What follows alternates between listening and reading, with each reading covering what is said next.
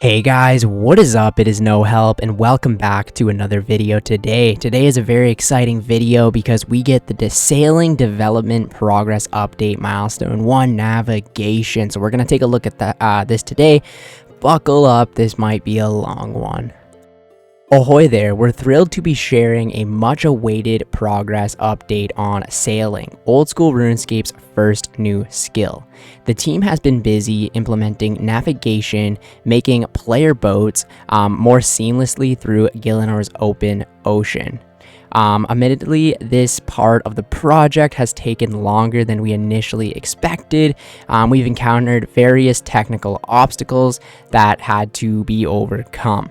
While we waited, we used our time to get ahead of our later milestones, including rewards and islands. So I guess this is basically like the agenda of the different phases that we're going to be getting. The development roadmap now looks something like this.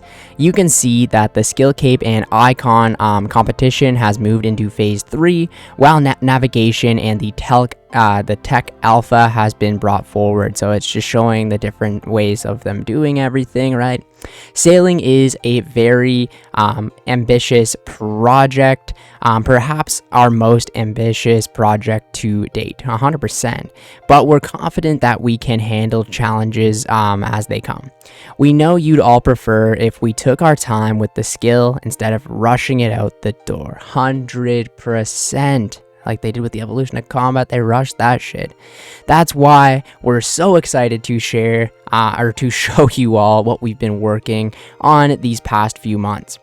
Remember, what you see here today is still far from the finished product. We need your feedback to make sailing the best it can be. So be sure to tell us what you think.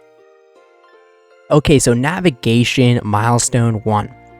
Milestone 1 is the biggest in the whole roadmap, as it includes the technical foundation that the rest of the skill will rest on. While we spent a lot of time getting it right, we do expect the other milestones to fall in place much faster.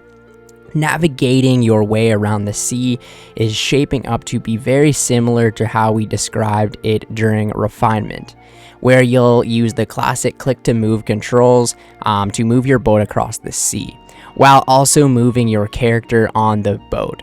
This is consistent for any type of boat, whether they're small, large, or colossal. I guess that's the biggest one. Although their movement speed is subject to change.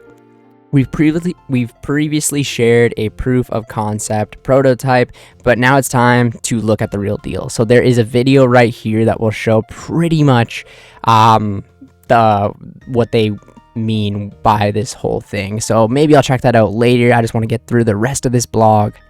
Since our initial prototype, we've been busy laying the technical foundations for everything in this video above.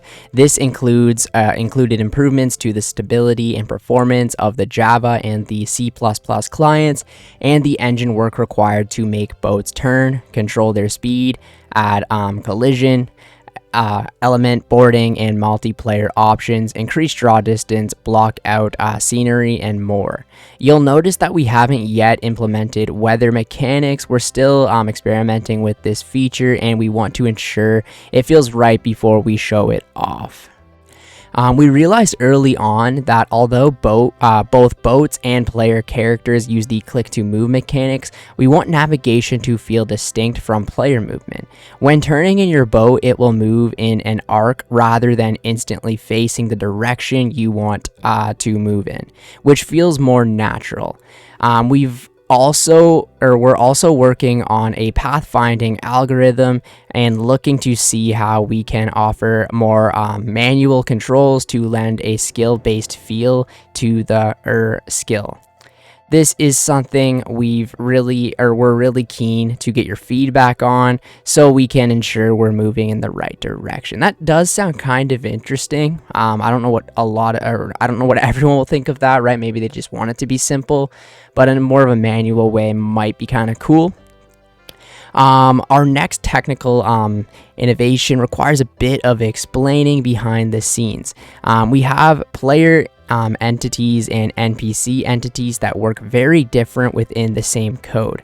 Sailing utilizes a new world entity which allows us to render players inside boats and interact with them while they move independently. We're already oh Jesus, we've already thought of a few more things we could use this technology for, like a large boss or raid encounter that takes place on a moving object. That sounds incredible. Speaking of objects, we've also improved how the game renders them at sea while adding a Z buffer to manage the depth of objects in the game world. This effectively adds a new dimension, improving how the camera works within the game world. This has also helped us implement proper boat collision, which is a feature we're still working on behind the scenes. You can expect collision to improve continuously as we continue through development. Last but not least, we've increased draw distance on the legacy Java client to make sailing more viable for players who still use Java. Jesus, does everyone uses Runelite, right? So why has this taken so long? Frankly, we had to bash a lot of bugs to reach the stage we're at now. Engine updates are much less frequent than game updates, so when we look to set up a beta world, we have to ensure that the engine version matches what we have in the live game. If not, players would experience compatibility issues when trying to log into them. This effectively means that we had to wait until all the tech for sailing was stable and ready to put into the live game before we could all test it out. I guess that makes a lot of sense, right? We're very proud on the progress we've made so far, but we want to know what you think. You'll soon have plenty of opportunities to get involved, starting with our open technical alpha. We're delighted to announce that we'll be running an open technical alpha in the next few months. That's insane. This will allow everyone to test the basics of navigation and experience a little bit of primary gameplay, including port tasks and shipwreck salvaging. I freaking can't wait for this. Our aim is to make sure that players enjoy what we've made during Milestone 1, and if all goes well, we'll be able to move into the next phase of development. Our other milestones all rely on getting navigation right, so we'll need to ensure that you're happy for us to proceed before we really get stuck in. I really like what they're doing with this because it's going to make players really excited, one, and they get to test it, fix the things they don't like about it before they even move on to the next stage of this. I think this is going to be the best skill in RuneScape ever. We're also running a closed alpha sometime early in June, which will be open to around 20 NDA players. This smaller alpha will also focus on gathering initial impressions and seeing how small test groups feel about navigation. We've started small simply to give us more confidence before we show sailing to the rest of the community. That's kind of interesting.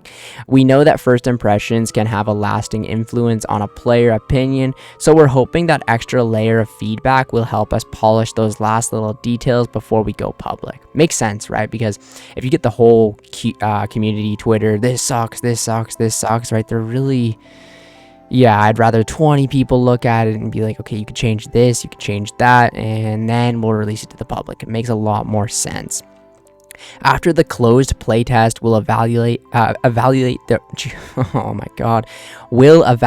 the responses we got and then decide when the technical alpha will be available for everyone to try. If the feedback is significant enough to warrant a lot more changes, we'll also update you on that too. Awesome. The engine required to run the tech alpha will be implemented in the next available update. While it should mostly be invisible, there may be some unexpected game behavior following the changes, so we'll be keeping a close eye on things to fix any problems as they arise. Now, before the disclaimer, we've decided to call this a technical alpha because it's less farther along in development than a beta should be. Please bear in mind that what you see here is very different from how sailing will look at launch. This alpha is purely to test the navigational mechanics and boat movement. Even the primary gameplay is there, so you can feel what these mechanics are like to use. While we're really excited to get you your first hands on look at sailing, we'd like to keep the focus on how you feel about navigation rather than other concerns around the skill. Really like what they're doing, man. Additionally, this will be the very first time that multiple boats are stress tested at scale, which will help us to understand the impact on server and client performance. Things might break, and this won't be a finished product, so please keep in mind that this is just an alpha, and we're fully expecting there to be some rough edges. Regardless, these tests are critical to ensure that we deliver an amazing skill, and we hope they'll be a lot of fun too. I can't wait to make videos about it. Navigation basics. So what will you get up to in the technical alpha? First, you'll want to head to Port Sarim and speak with a wee fellow named Junior Jim, who will help you aboard your boat. To begin with, your boat will be a small and contain a few basic facilities. On board, click to move around the boat and interact with the other objects on deck. To start navigating, click on the rubber or wheel in navigation mode. You can click on the ocean to move your boat. You'll notice that your character is no longer able to move around the boat by clicking. This is a feature we've implemented to avoid misclicks at sea. Unfortunately, it means you can't interact with facilities until you exit navigation mode. We're really keen to hear how this feels, so do play around with it as you set sail. Your boat will move at a certain speed, but you can make it faster by ensuring the sails are trimmed properly. You should notice that over time they begin to luff and wiggle in the wind. To trim them again, you'll need to disengage navigation mode and click on the sails, which will reward you XP. Those of you who've been following sailing since refinement will spot that this is one of the core gameplay loops we were talking about, a simple, repeatable action like to the same as chopping trees in woodcutting or cleaning herbs in Herblore.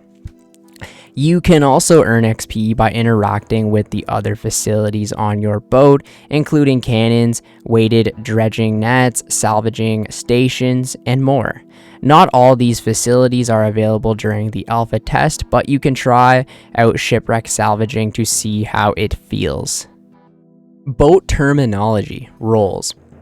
Captain, the original owner of the boat and the player who initially generated it. The captain controls boat facilities and any other customizable options such as boat cosmetics. Crewmate, any other player on the boat. While crew management isn't part of the technical alpha, later you'll be able to acquire NPC crewmates too. Navigator, a player who's allowed to navigate the boat. This role is either appointed by the captain or the navigator when the captain leaves the boat. Ooh, you can do some stuff while you're not on the boat. Boat parts, sails. Sails indicate whether the boat is catching the wind, going at full speed or not. When they are not catching the wind, they are luffing and must be trimmed. Rigging, the ropes attached to the sails. When the boat luffs, the player can interact with the rigging to catch the wind again. Wheel, used for navigation. Interacting with the wheel as the navigator lets you take control of the boat. Facility, a customizable functional feature on the boat. See the core gameplay refinement blog to see how things like sails, dredge nets, cannons, and cargo holds can be upgraded. Navigation controls. Using the wheel. A player must be stood at the wheel or rudder to steer the boat. Later, NPC crewmates will also be able to take the wheel if needed. Transferring control. By default, only the captain can use the wheel and navigate the boat. The captain has the ability to transfer navigation controls to any crewmate that can revoke this permission at any time. And can revoke this at any time. Makes sense. A navigator can transfer control back to the captain if the captain is on board. They can only transfer controls to another crewmate if the captain is not on board. I'm really curious about all this. Embarking and disembarking. Boarding from a dock. Disembarking, when no one is on the boat, will despawn the boat. For now, players can dock their boat at a port by speaking to Junior Jim. Multiplayer. Other players can ask permission to board someone else's boat at port. You'll need to enter the name of the captain whose boat you'd like to board, and the boat must be at the same port. Leaving the boat. If the navigator on the boat leaves the boat by any means, controls are transferred to the captain. If the captain has also disembarked, then control is transferred to a random player on board. If no one is on board, the boat will despawn. It will just despawn. Teleport and death. Players can leave the boat by a number of means: death, teleport, log out, manually choosing to alight at port or mooring points. Okay, that's an interesting one there. When the last player on the boat leaves, it will despawn. If the captain leaves in any way other than disconnecting while other players are aboard, a 5-minute timer will begin. If the captain has not returned by the time the timer runs out, the boat will be disabled. It cannot be sailed, and facilities on board cannot be interacted with. Other players can stay on the boat as long as they want, or simply disembark by teleporting, logging out, or sailing the boat to a port. When the last person disembarks, the boat is removed. When it despawns or when it gets removed, I'm assuming it just goes back to the dock, kind of like how in GTA, if you fucking leave your car somewhere, it'll just magically be back in your garage, you know what I mean? In the future, you'll be able to retrieve your boats and use them again and again, but this feature won't be present in the technical alpha. Okay, so basically what I just said, the GTA shit. Sailing and islands. During refinement, we explained that islands and other points of interest will be a major part of sailing's reward space. Islands contain all sorts of exciting stuff, from fearsome bosses to exciting ways to train your skills. But they also present a thrilling opportunity to discover and unlock new content as part of a bigger adventure. You could be the first person to stumble upon a new location, or you could set sail with friends in search of new challenges you've only heard rumors about. Islands are diverse, and there's sure to be one for every kind of player. To give you a taste of what islands have to offer, we're going to share a few early ideas, although we're not ready to let you see the full designs just yet. The Pandemonium. The Pandemonium was a mighty boat captained by the most incompetent pirate to ever sail the seas. His name is Squawking Steve Beanie, and his greatest and only achievement was crashing his boat into a rocky islet off the coast of Karamja after getting turned around in the tempestuous storm. Keen to ensure that no other would-be pirates make the same mistake, Steve has turned the wreckage of his boat into a towering, colorful bar where first-time sailors and veterans alike can come to get advice on crashing a boat. Meet new crewmates and try local specialty cocktail, the Bright and Noisy. Just watch out for the parrots. Okay, so that's a cool little background story right there. What else is obviously on this island? Kind of cool. The Great Conch. You'll remember the Great Conch from our initial sailing blogs, where we introduced the island's shelled inhabitants. The tortoises are a friendly group of turtle folk who are in terrible danger from the griffins stalking the island skies. In your time on the island, you'll help them earn their trust and learn from their ways of life. Aside from a new quest series, this large island brings new skilling methods for thieving, fletching, and hunter, as well as new resources to gather. So this is, I guess, a huge island. I like the shape of it too, kind of cool. And as you can see, this one will have skilling methods, new thieving, fletching. That's a very interesting one in hunter, right? New creatures or whatever. The Cursed Archipelago. If you're familiar with the later pirate quests in Runescape, you'll recognize the Cursed Archipelago as a accursed lair of Rabid Jack and his zombie crew. That's awesome.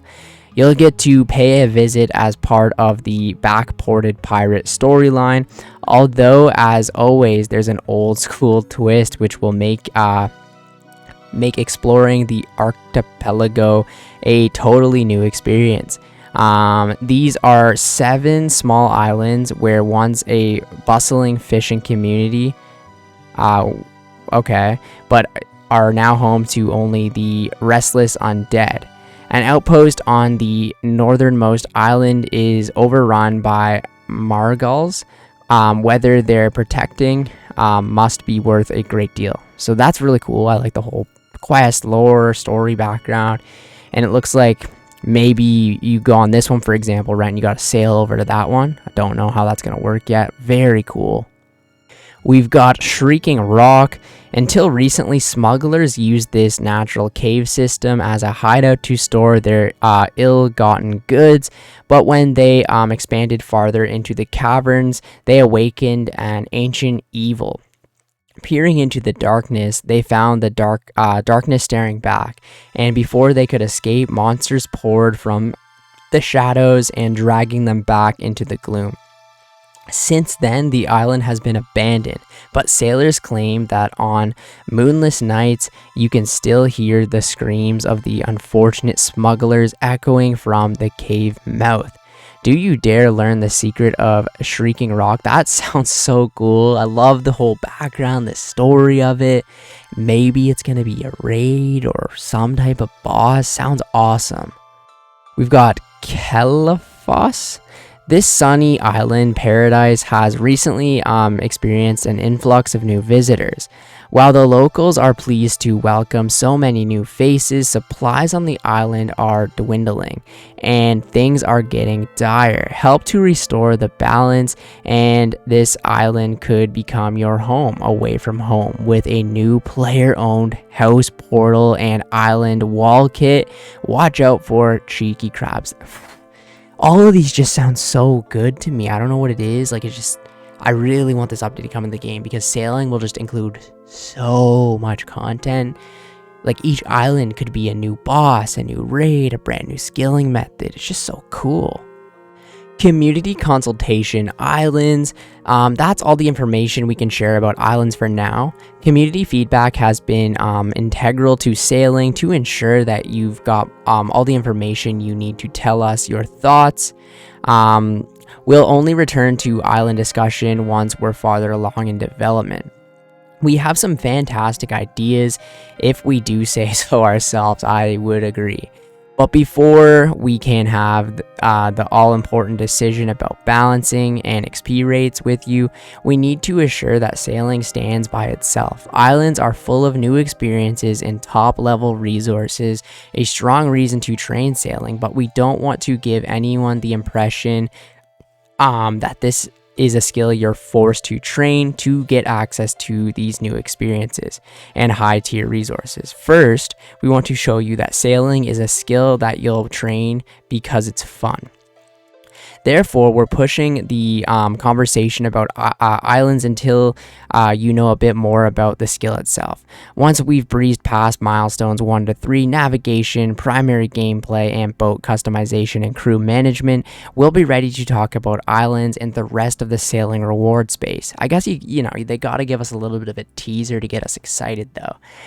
You'll see that the roadmap has changed slightly to reflect this decision.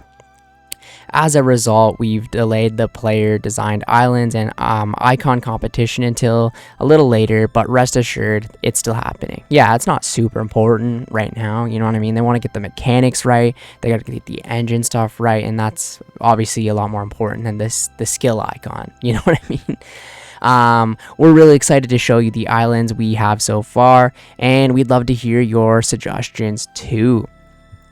Wow, so that's a wrap up on our latest sailing progress update blog. Next time we'll share more details about the open technical alpha and tell you all about what went on in the closed technical alpha. If we're able to, we'd also like to talk about how far along we are with the primary gameplay, including port tasks, Barracuda trials, and shipwreck salvaging, as well as our intended player journey from levels 1 to 99. Note that primary gameplay is heavily dependent on our work with the technical alpha phase, so we're not sure yet when we'll be ready to talk about it. Hopefully very soon. Oh my god. Quite a bit to take in there. I'm really excited for sailing just in general. Like, the whole idea of the skill just sounded so amazing to me. And it's not really so much about the skill itself, even though like customizing your boat and, you know, like all the stuff like the facilities, the crewmates, that sounds cool, right? Could have been a mini game. A lot of people were saying, don't need sailing, you could just make a new island and we could just magically teleport there with a boat already. It is what it is. I think the whole idea of it is really cool, and people will train it to kind of do other stuff, you know what I mean? Like, it's kind of like a weird thing. Like, you'll train sailing to go to these islands or whatever it is, right? And they said that they want sailing to be fun, and it's not going to be the best shit in the game or whatever on these islands, but like you'll train sailing kind of for a purpose, and I'm really freaking excited about it. It'll just be endless content. I even thought that they could maybe make this the first level 120 skill in the game, but I might get canceled for saying that. Anyways, thank you guys so much for watching the video. I will catch you in the next one. See ya later.